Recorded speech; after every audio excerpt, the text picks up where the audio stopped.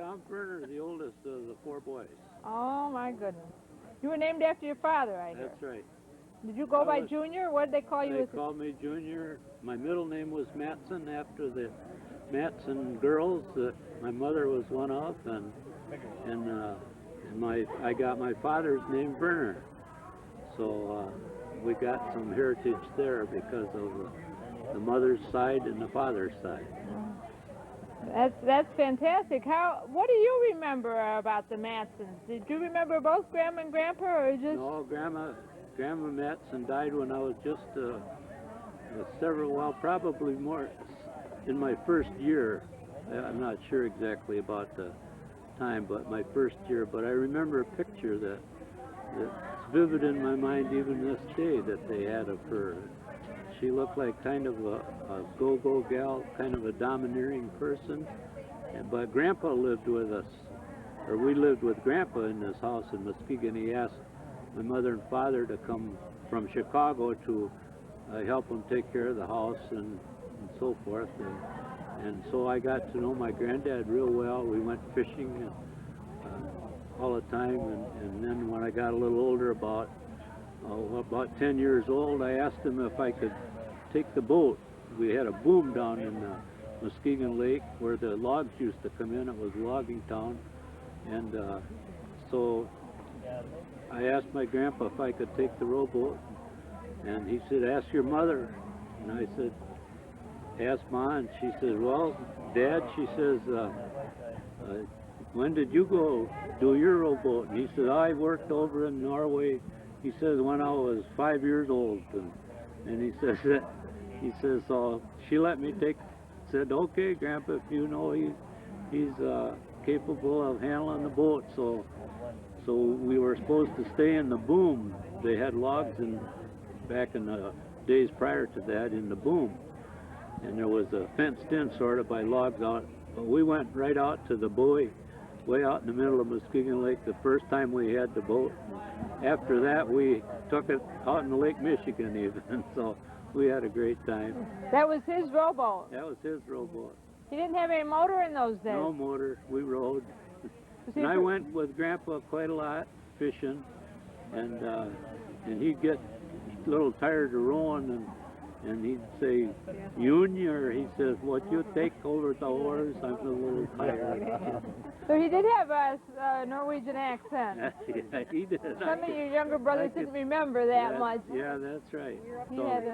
He was a good old guy, and he supplied me with a lot of fish poles and good tackle and things, and we did a lot of ice fishing.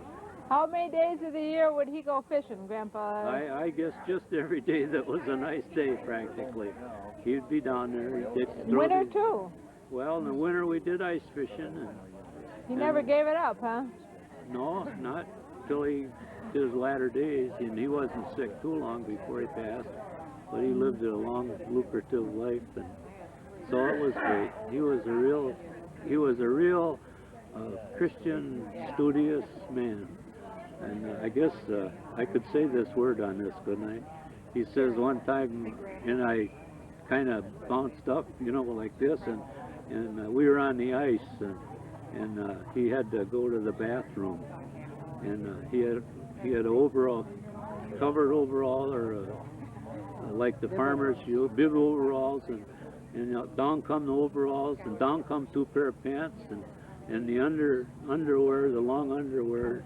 But first he says, I got the thick of it. He said. And that was about the essence of whatever he said that to me then sounded kind of dirty, but we laughed, and of course that I never heard him say anything out of line but that, and I remember that so vividly in my mind, even as a little kid. What would you want to say about your mother? Because she's not here anymore, and wondering what kind of memory you'd want the grandchildren and great-grandchildren to have of your mother. Oh, my mother was real fine lady. And she did everything for we 4 boys as we went through life. And Dad was a hard-working fellow. And Depression days kind of waylaid him a little bit. Mm-hmm. Dad never kind of rebounded from that, but Mom did. And of course, Dad died, and then we she had Don and Dave, the two younger ones, and Paul and I had gotten off a little bit then, and I got married. When did we get married? 37, 6? 39. 39. That's Anyway. the year I was born. And so You remember me as a baby. so that was good. Mom lived good after, you know, and plucky gal. You know, I just remembered as I was thinking about the old generations, I didn't mention anything about your lives. As I recall, as a child, all of you were in the service during World War II. That's right, all four of us. Where were you stationed, Vern? I was at Fort McClellan, Alabama for basic training, and then I went overseas in 95th Division, and we fought through France and Belgium and Germany and down through. What was your job in the service? I was a rifleman. So you really were in the I was in battling. the thick of it. And Who I was had, the commander of that division? oh, I don't know what his name was now. Was that We had, the Army? What Army was that? that was the 3rd Army. It was Patton? Yeah, Patton was, yeah, that's, You were under because they had a Patton. lot of divisions. And we were in the 95th Division. And so we went up into Holland, and we jumped off at Holland, and we went to the Rhine.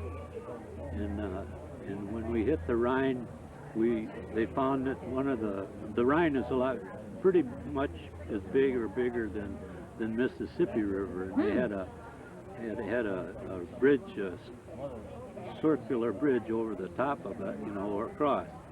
And so when we got there, and it was late in the afternoon, we found that the bridge was intact to go from Dusseldorf to Frankfurt across the Rhine.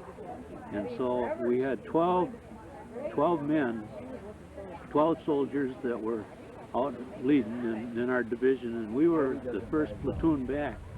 So we would have been right close to go on the bridge. But when these 12 guys got up on the bridge, it was that sort of a pond, you know, like the Mississippi has.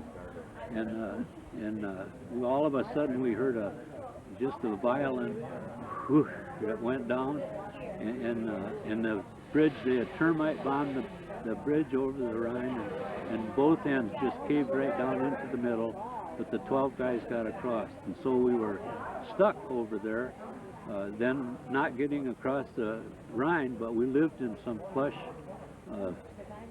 factories right along the Rhine, beautiful, carpet inlaid and everything, and we slept in their offices and drank all their beer and all the stuff that they had. And we waited until the engineers made pontoon bridges, but it took for about couple of weeks before they did, and then we went over across the Rhine on trucks, and then from then on we had them on the go, and it didn't take more than a couple, 3-4 weeks before they were practically out of fighting action, so we made it out. Maybe next year we'll talk more to people about their own lives, but just, you know, get some sense of what life was like up in Muskegon and different memories. Your name is? I'm Marge. I'm married to Vern 47 years ago. We've had 4 children. One is dead. No grandchildren. No cooperation. One married. About it. Now I remember why. Now I know why I've always known you as part of the family, Marge. You were in the family maybe before I was. Yes. What year were you? In May 1939. You came in the family 5 months before I did, because I came in December. So you've been a member of the family longer than I have. Quite a while. Yeah, that is great. Well, let me go get some other people now. Good. Okay, thank Thank you. you. Sunglasses. I don't have. Don't you have any in the car? No, I don't think You so. got some in the glove I compartment. used to have glasses tinted. You want me to go down and see in the glove compartment, see if there's any there? Father, I'm not going to be on that long, am I? Okay. Yeah, you might run it the rest of the afternoon. Is he running it now? Ron? Is it on? Is it on now? Oh, my. Now we have 2 people that I seem to recognize these people.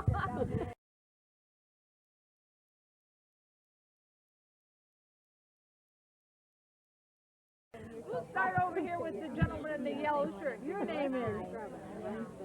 Theodore, Leroy, blonde. Oh, How long have you been involved with the Matson family? What year did you get? 1940. 1940. So you came in right after Mara Jones did. She said she joined the family in 1939.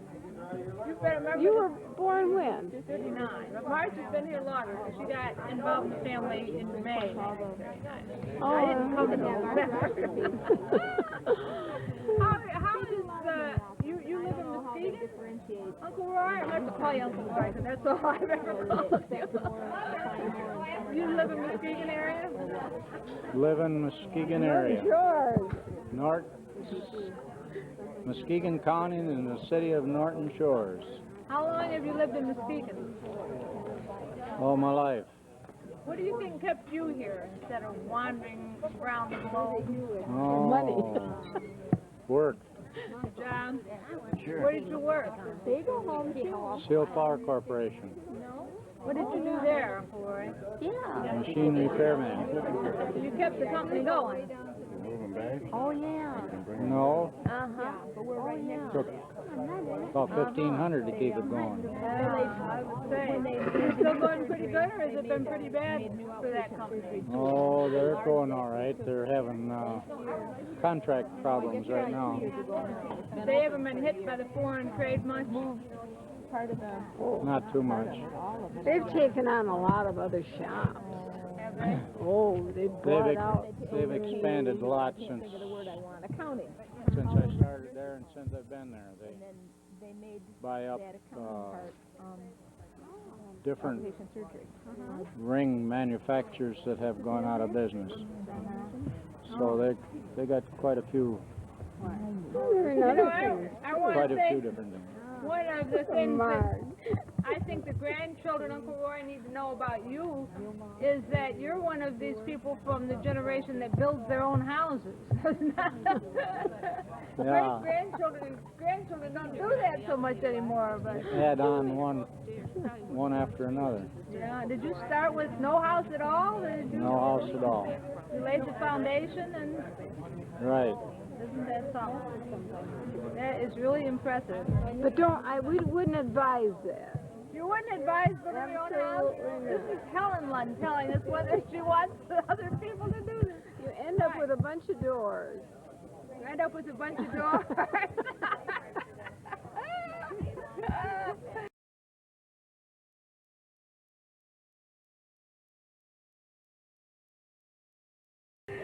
Wonderful. How are you related to the Matsons? Am I related? This is for people that I want to know. My mother was Margaret Catherine Matson Larson.